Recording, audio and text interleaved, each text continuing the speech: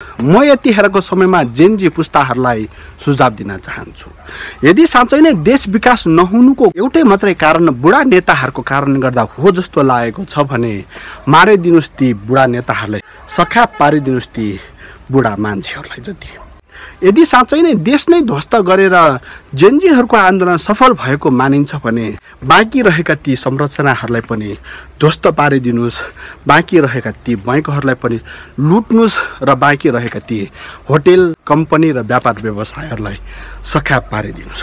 तर तैपनि अबको समयमा तपाईहरूको आन्दोलनलाई रोक्ने चाहिँ कोसिस गर्नुस्।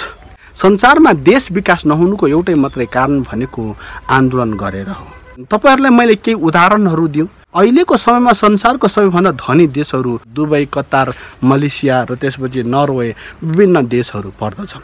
तर त्यो देशहरूमा आन्दोलन गर्न पाइँदैन। अस्ति भर्खरै रवि लामिछानेको रिहाईको लागि एउटा अभियान चलाएको थियो। अमेरिकामा चलाए, क्यानाडामा चलाए, अस्ट्रेलियामा चलाए, जापानमा चलाए, तर तैपनि दुबई र कतारमा चलाउन दिएन।